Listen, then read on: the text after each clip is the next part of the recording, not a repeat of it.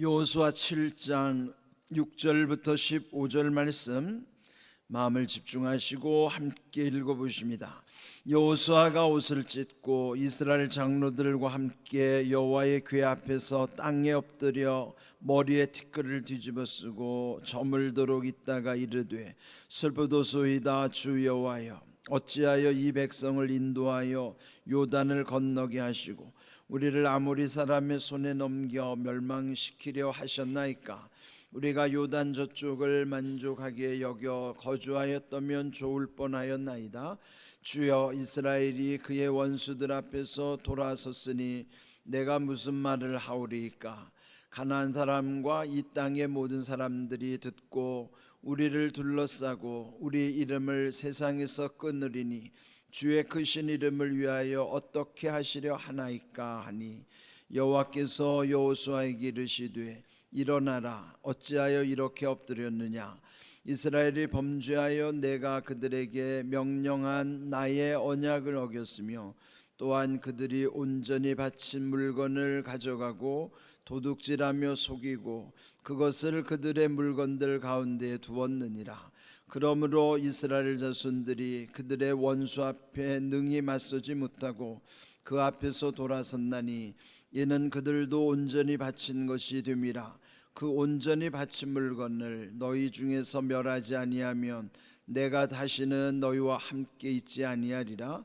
너는 일어나서 백성을 거룩하게 하여 이르기를 너희는 내일을 위하여 스스로 거룩하게 하라. 이스라엘의 하나님 여호와의 말씀에 이스라엘아, 너희 가운데에 온전히 바친 물건이 있나니 너희가 그 온전히 바친 물건을 너희 가운데서 제하기까지는 내 원수들 앞에 능히 맞서지 못하리라. 너희는 아침에 너희의 지파대로 가까이 나오라.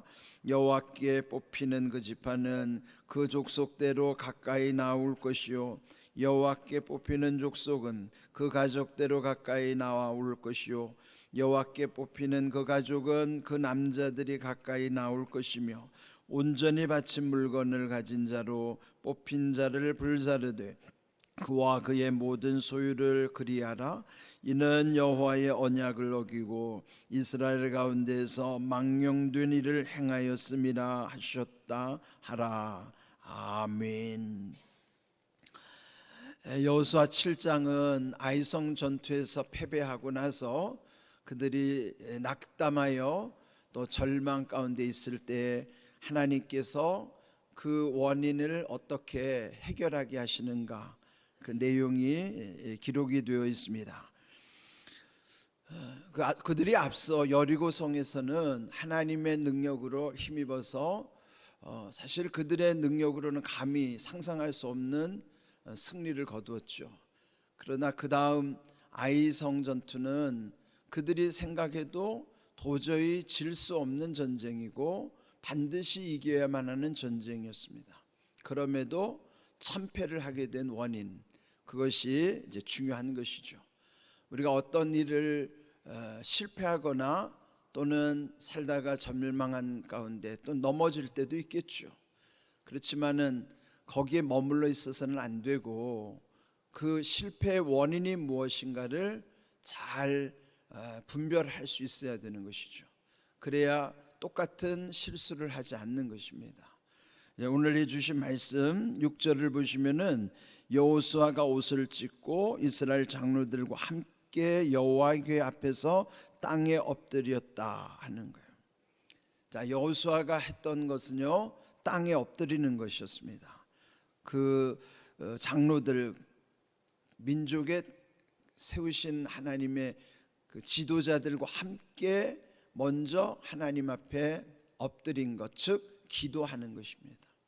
어떤 형편에서도 우리가 할 수 있는 최선의 방법은 먼저 엎드리는 거예요. 그런 이 엎드린다는 말 자체가 기도한다는 의미죠. 어떤 형편에서든지 기도하기만 하면 그 사람은 희망이 있는 거예요. 그리고 엎드리는 자를 통해서 오늘 주신 제목처럼 엎드릴 때 일으켜 주시는 하나님이시라는 사실을 우리는 늘 기억해야 될 뿐만 아니라 또 약속해 주셨고 또 우리의 삶 속에서도 또 체험을 하는 또 귀한 말씀이기도 한 것입니다. 자, 이렇게 하나님 앞에 먼저 그 원인에 대해서 묻습니다. 그러니까 하나님께 기도한다는 것은 하나님께 묻는다는 것이죠. 그러면서 내가 무슨 말을 하오리까 8절 끝에 보면은 하나님께 묻죠. 그러면서 또 9절 셋째 줄에도 보면 어떻게 하시려 하나이까. 이 일에 대해서 여호수아도 왜 이렇게 전쟁에서 참혹하게 졌는가, 여호수아도 원인을 알지 못하는 거예요. 그래서 하나님께 묻기를 어찌하여 이런 일이 일어났으며 또 어떻게 하실 겁니까? 라고 하나님께 묻는 것이죠. 10절을 중요한 말씀이에요. 여호와께서 여호수아에게 말씀하시기를 일어나라 어찌하여 이렇게 엎드렸느냐. 하나님은 이렇게 일어나라 말씀하신 것처럼 엎드리는 자에게 일으키시는 하나님이세요. 여러분 어떤 일이 있든지 먼저 하나님께 엎드리셔야 돼요.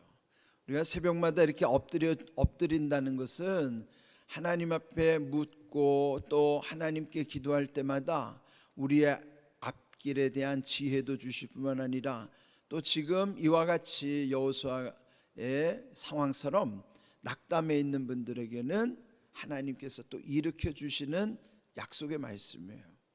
여기에 성경에 기록된 말씀은 우리에게 하나의 계시적인 사건이거든요. 우리도 일으켜 주시겠다고 하는 약속과도 같은 거예요.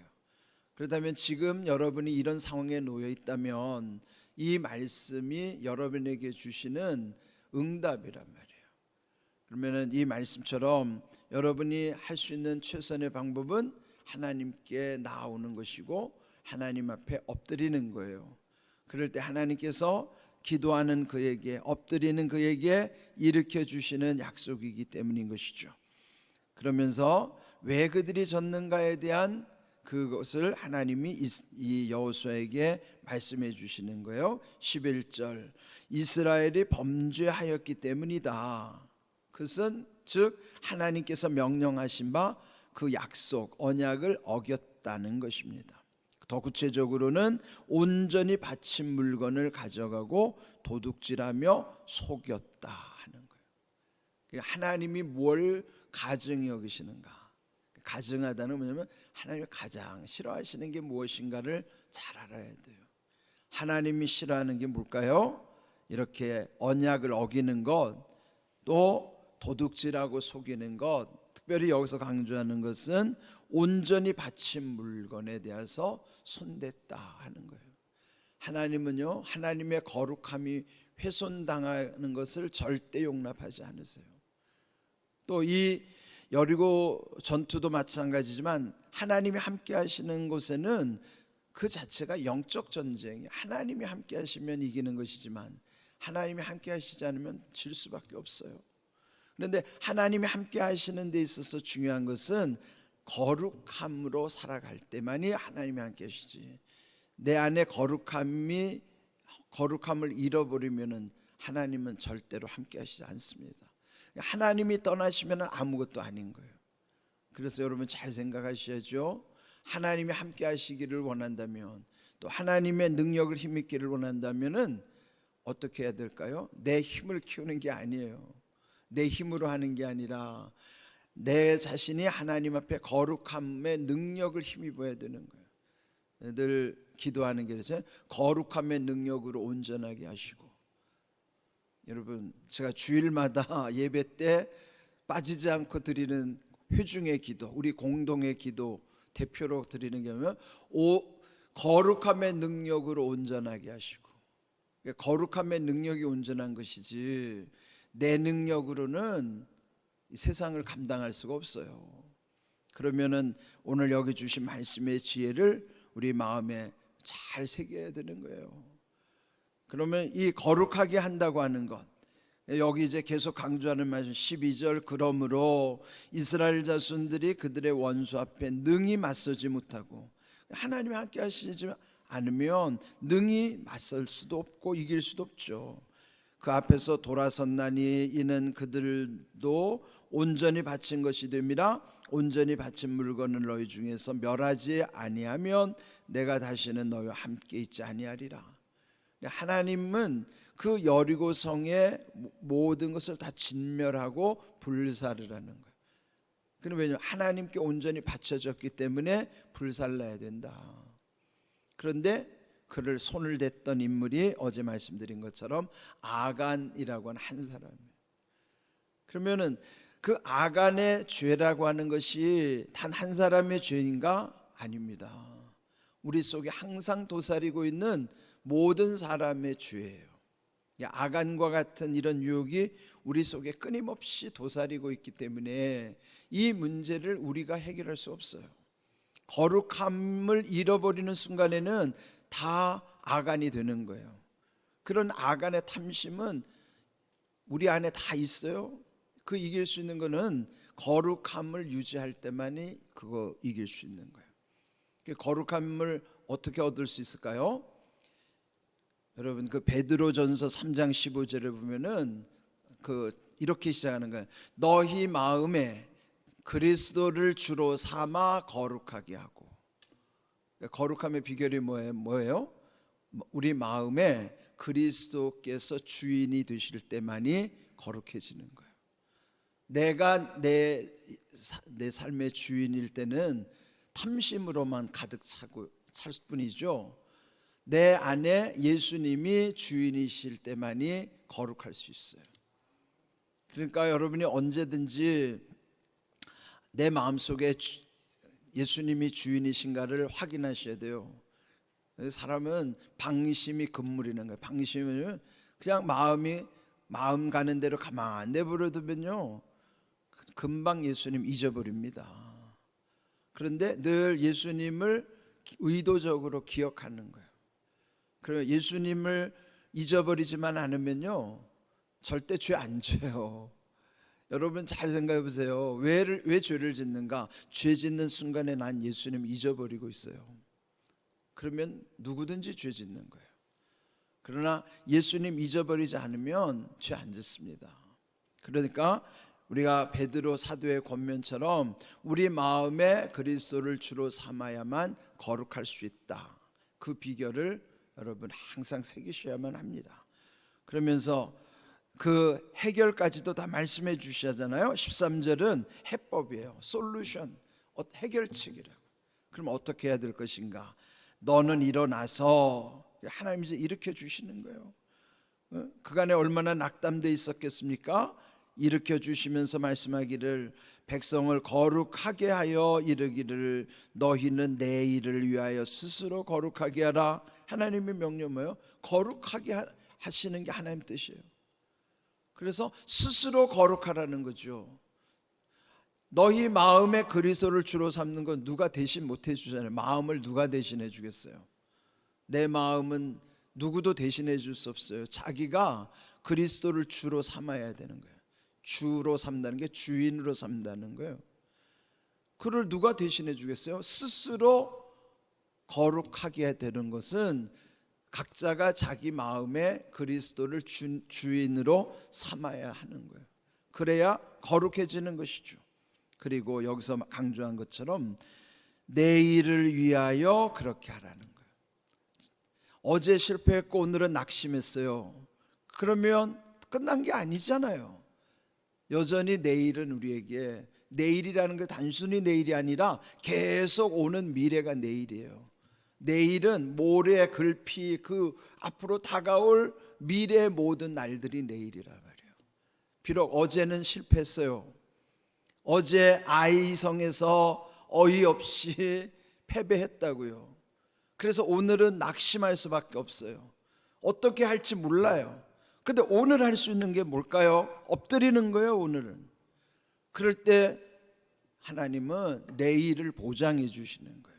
내일을 위하여 오늘 내가 해야 될 것은 스스로 거룩해지는 거예요. 그 스스로 거룩해짐의 비결이 베드로전서 3장 15절이란 말이죠.